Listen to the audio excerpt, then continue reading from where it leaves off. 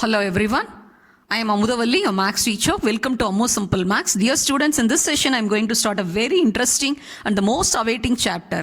Chapter number 8, Trigonometry from your NCERT textbook. Whenever you start learning a new chapter, you have a question in your mind about the invention. Who invented trigonometry? The invention of trigonometry was neither a one man's job nor a one day's job.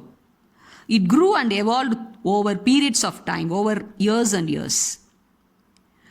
Anyhow, the Greek astronomers, Greek mathematicians, they transformed trigonometry into an ordered science.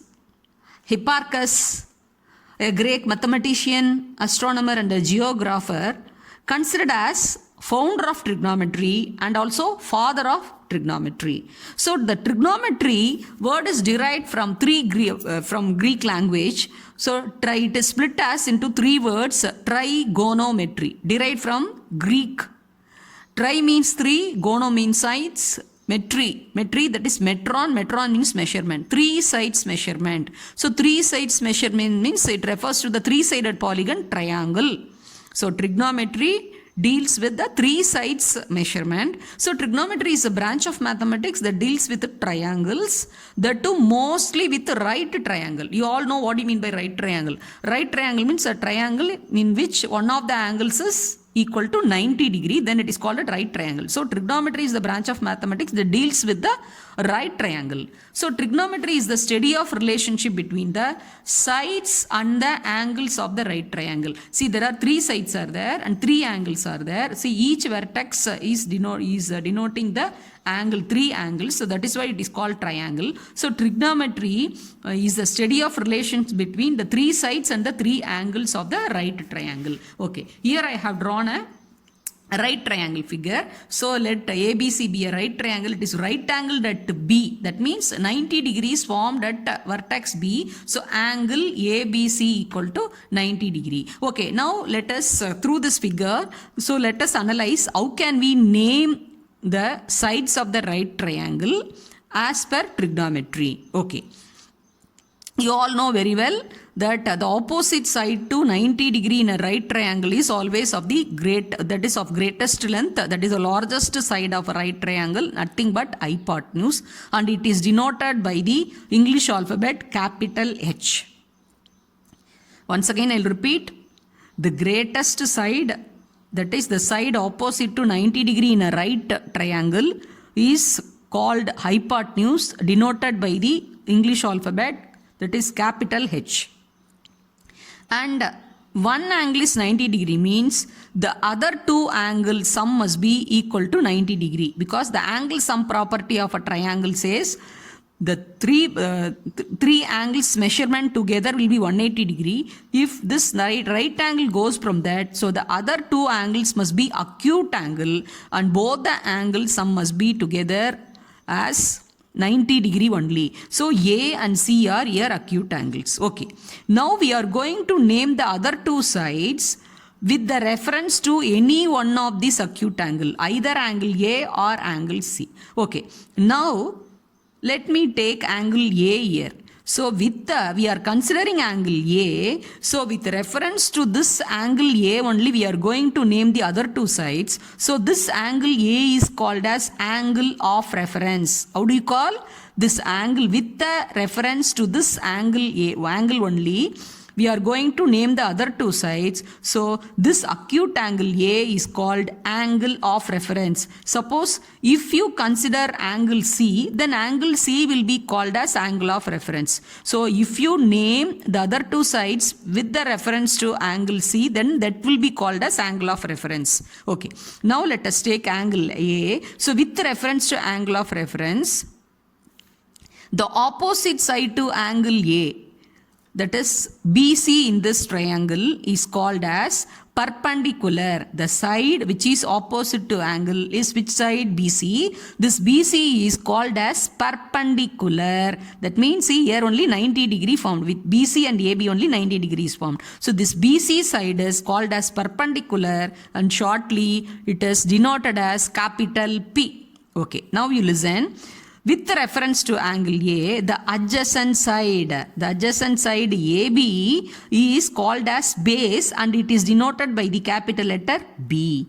So in a right triangle, we have to name the three sides. The opposite to that of 90 degrees hypotenuse and opposite to that angle of reference is called perpendicular, denoted by capital P, and the adjacent side to the angle of reference is base. So I have summarized here, in a right triangle, for any acute angle or angle of reference, the side opposite to is called as perpendicular P. The side adjacent to the angle of reference is base, that is B, and the side opposite to 90 degrees hypotenuse. If you want to learn a language, you have to learn its alphabets. You all know alphabets are the base of learning any language. Like that, for learning trigonometry, we have to learn the base, the foundation, trigonometric ratios. So what is meant by trigonometric ratios? Trigonometric ratios are the ratios of the sides of the right triangle. Ratio means by which side, by which side. Ratio of the sides of the right triangle with respect to angle of reference is called trigonometric ratios of the angle, and the trigonometric ratios can be shortly mentioned as capital T hyphen ratios, T ratios. So whenever you are writing trigonometric ratios, you need not write the full form. Shortly you can write T hyphen ratios.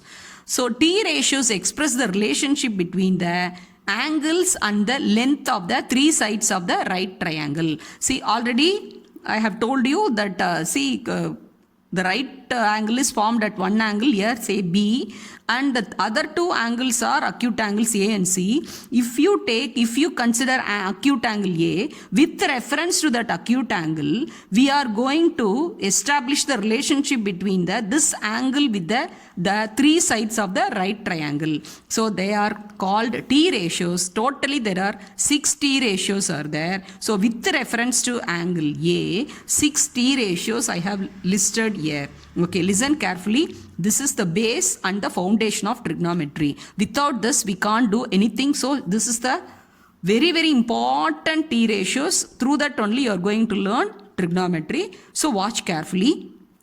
First one is the full form. It can be read as sine of A, and shortly it can be denoted as sine A, S-I-N-A, sine A, and it is the ratio of the opposite side and the hypotenuse. Opposite side is denoted as perpendicular, so P. Hypotenuse is denoted by the letter H, so P by H. So you can memorize in this manner, sine A is P by H, that is opposite side by the hypotenuse. Next, cosine of A is the full form, and shortly it is denoted as cos A. It is nothing but the ratio of the adjacent side and the hypotenuse. So adjacent side is AB by AC, that is B by H, base by hypotenuse. Next is tangent of A is the full form, and shortly we can say tan A. Tan A is the ratio between opposite side and adjacent side, that is BC by AB, so P by B.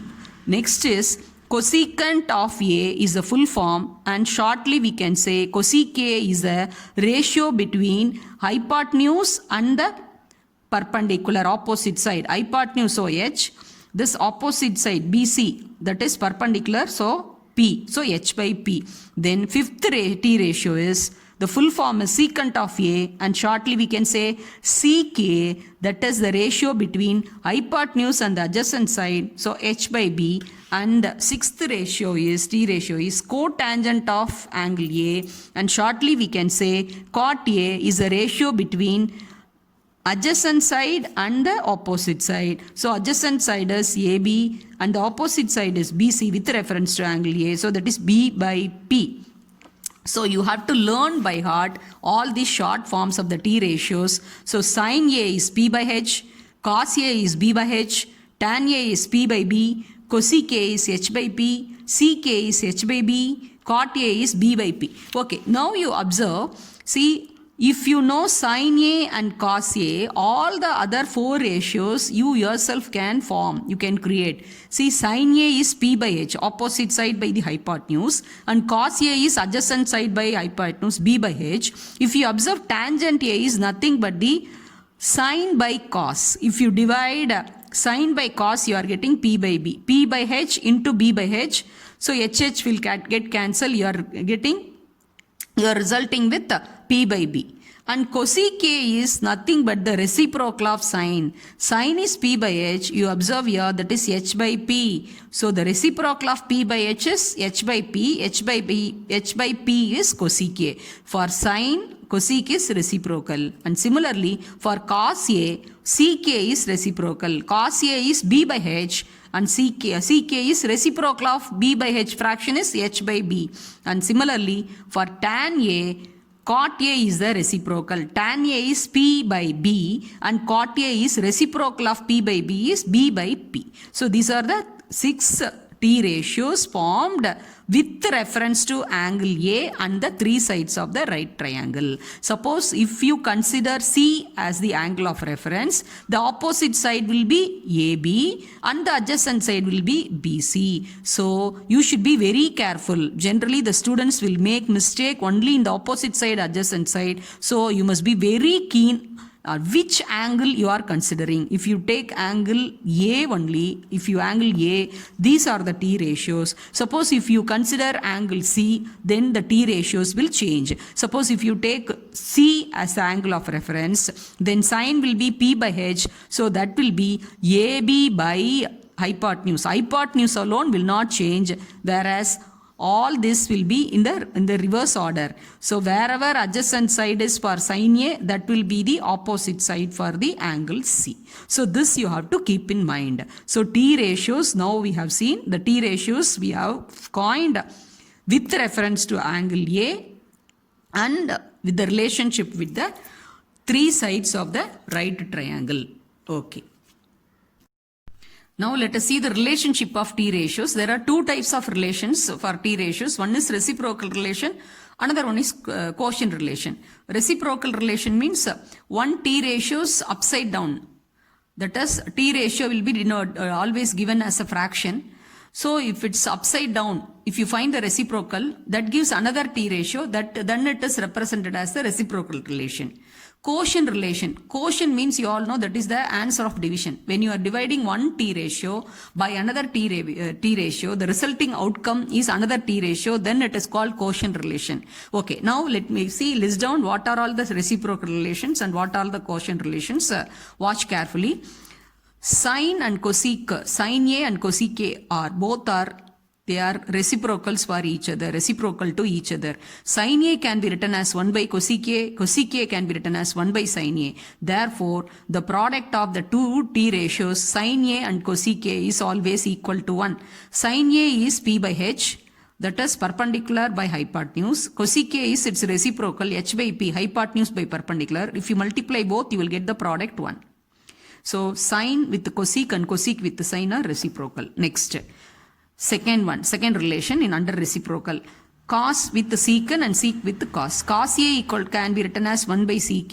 Sec can be written as 1 by cos A. So the product of cos and sec will be equal to 1. Cos A into sec equal to 1. Cos A is B by H, that is base by hypotenuse. Its reciprocal is H by B, hypotenuse by base. If you multiply both, you will get 1. Then third relation under the reciprocal relationship. Tan with the cot with the tan. Tan A can be written as 1 by cot A can be written as 1 by tan A. So tan A into cot A, the product will be always 1. Tan A, you all know that is P by B, perpendicular by base. Its reciprocal is base by perpendicular. Both you multiply, you are getting 1. So you can memorize this reciprocal relations of T ratio like a rhyme. Sine with the cosec, cosec with the sine, cos with the sec, sec with the cos, tan with the cot with the tan, or reciprocal relations. Okay, now let us move on to the quotient relations. Tan A can be obtained by dividing sin A by cos A. Sin by cos gives you tan. Sin A is P by H, cos A is B by H. So P by H, B by H. So since you are dividing B by H, you are multiplying with the reciprocal. A fraction divided by another fraction means you have to multiply the devices reciprocal. This you all know. The same rule you can apply here. P by H into H by B. H get cancelled. You are getting P by B. That is nothing but perpendicular by base.